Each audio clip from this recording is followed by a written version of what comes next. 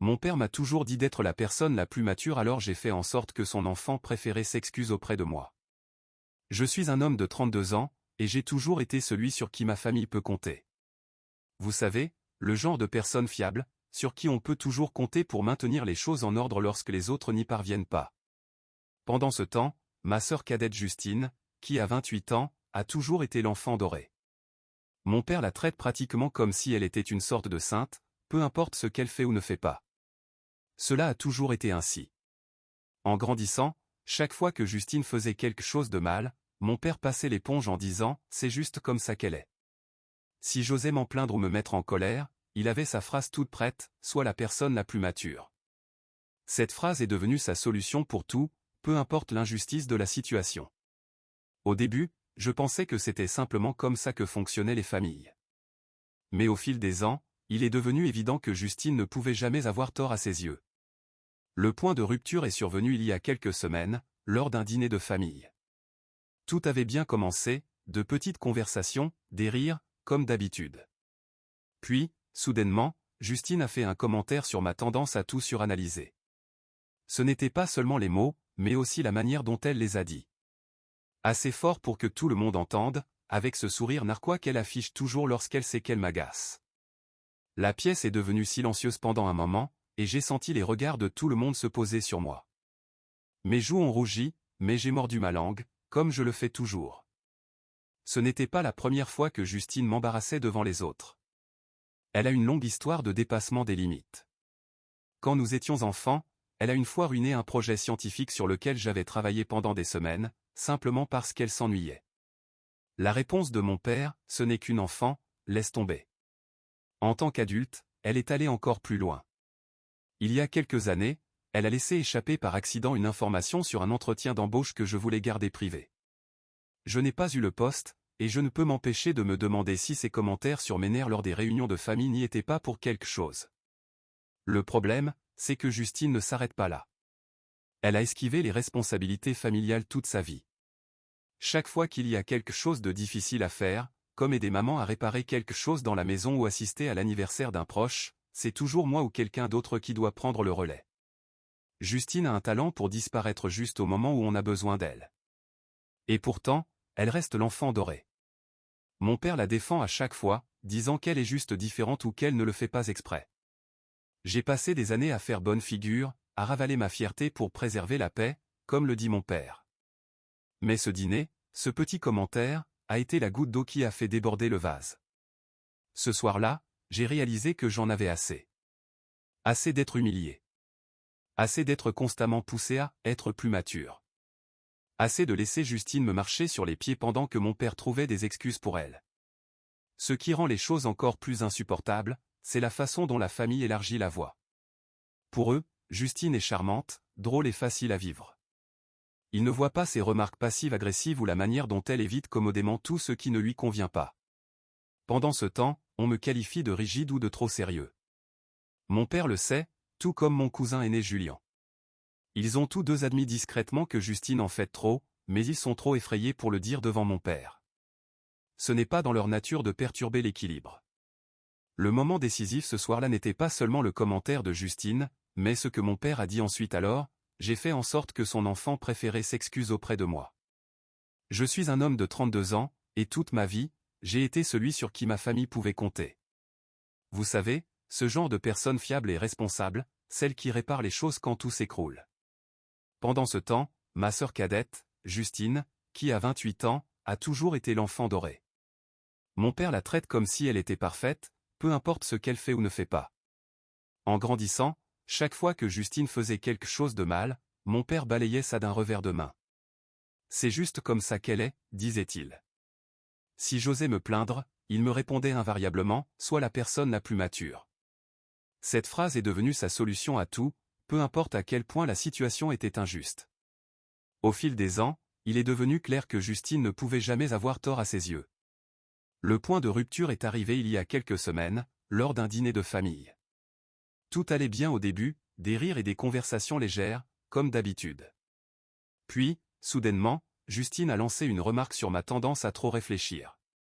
Ce n'était pas seulement les mots, mais le ton qu'elle a utilisé, assez fort pour que tout le monde entende, avec ce sourire narquois qu'elle affiche quand elle sait qu'elle m'agace.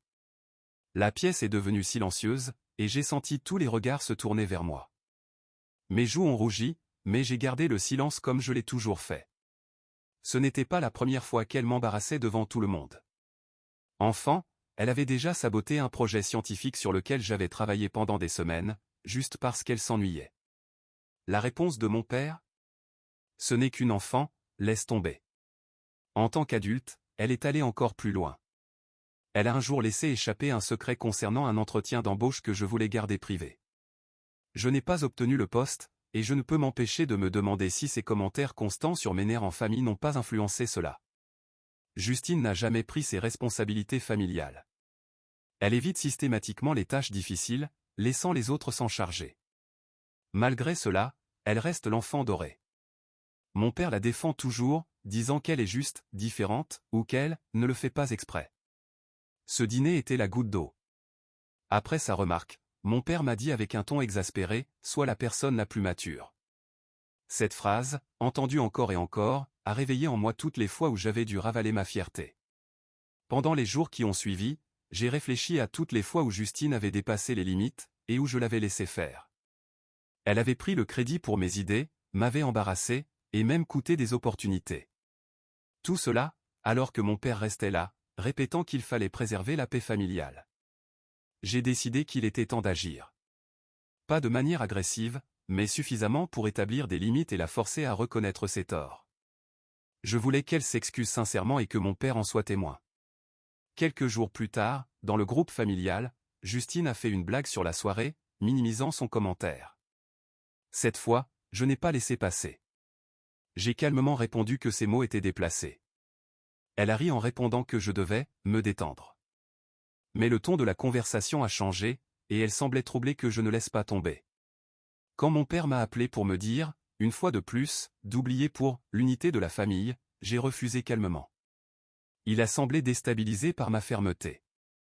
Ce fut ma première petite victoire. Lors d'un grand dîner familial quelques jours plus tard, j'ai saisi l'occasion. Quand la conversation est revenue sur des souvenirs de famille, j'ai mentionné innocemment son commentaire, lui demandant ce qu'elle voulait dire.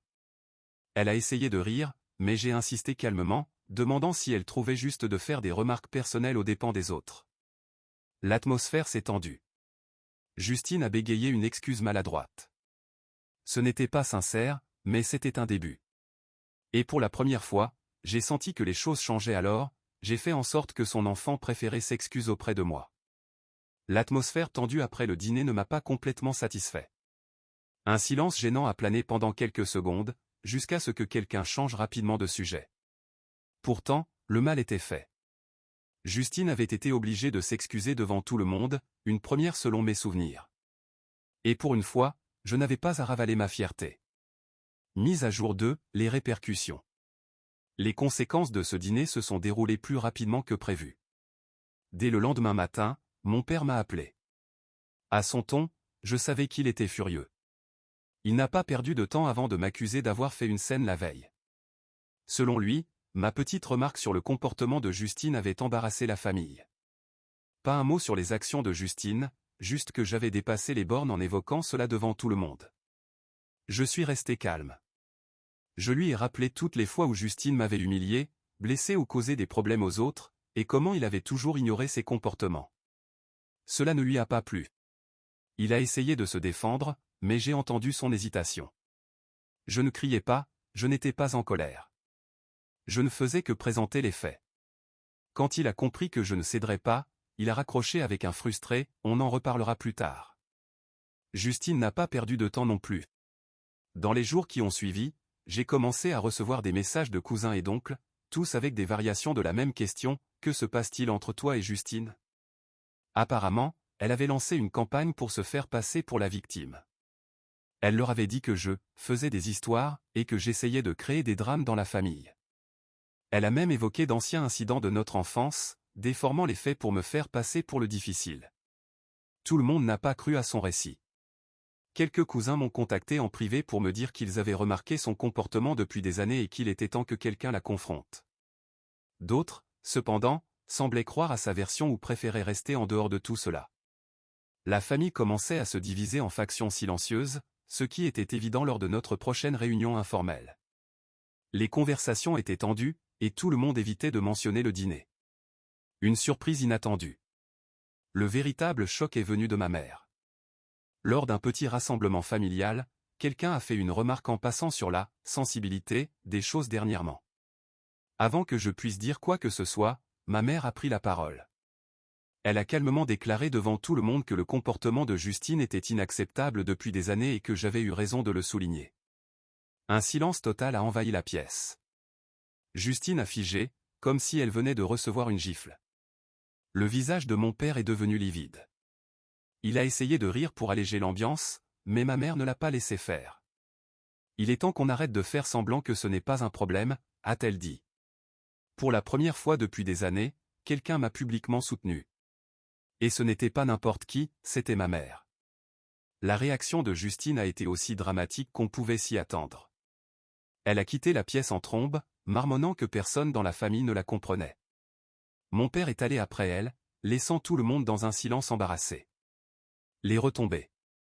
Plus tard, mon cousin Julien m'a raconté que Justine s'était plainte auprès de lui, disant que je ruinais sa vie, et que je montais la famille contre elle. Bien qu'il ait trouvé ses propos ridicules, cela m'a quand même blessé de voir à quel point elle amplifiait les choses au lieu d'assumer ses torts. Mon père, fidèle à lui-même, a redoublé d'efforts pour minimiser la situation. Il m'a appelé quelques jours plus tard, cette fois avec un ton presque suppliant. Justine ne voulait pas dire ça comme ça, a-t-il dit. Elle est juste stressée en ce moment. Il a même mentionné ses difficultés financières, comme si cela excusait son comportement. Quand je n'ai pas cédé, il s'est mis sur la défensive. Tu exagères tout ça, a-t-il lancé. Tu veux vraiment détruire la famille pour ça? C'était mon point de rupture alors, j'ai fait en sorte que son enfant préféré s'excuse auprès de moi. Lorsque mon père m'a appelé pour m'accuser d'être dramatique et égoïste après le dîner, j'ai compris que la situation était sur le point de basculer. Cette fois, je ne cédais pas. Je lui ai dit calmement que je ne participerais plus à aucun rassemblement familial tant que Justine ne présenterait pas des excuses sincères et complètes, reconnaissant ses torts. Il n'a pas bien pris cette décision et a continué à m'accuser, mais je suis resté ferme. Mise à jour 3, l'ultimatum. La nouvelle de mon ultimatum s'est rapidement répandue dans la famille. Certains membres étaient choqués, tandis que d'autres me soutenaient discrètement. À ma grande surprise, plusieurs cousins et tantes ont partagé leurs propres expériences avec Justine. Une cousine m'a confié qu'elle avait saboté un de ses projets sans jamais s'excuser, et une tante m'a parlé d'un emprunt jamais remboursé. Justine, fidèle à elle-même, a intensifié ses manipulations. Elle m'a appelé sous prétexte de vouloir arranger les choses, mais son « excuse » était pleine de commentaires condescendants comme « je suis désolé si tu t'es senti blessé ». J'ai rapidement mis fin à la conversation, réalisant qu'elle ne cherchait qu'à détourner l'attention. Mon père, de son côté, m'a donné un ultimatum, soit je laissais tomber, soit je risquais de briser la famille. Ma réponse a été simple, pas d'excuses réelles, pas de relation. Cette fois, il a compris que je ne céderais pas. Mise à jour 4, la chute de l'enfant doré. Peu après, des fissures dans l'image parfaite de Justine sont apparues.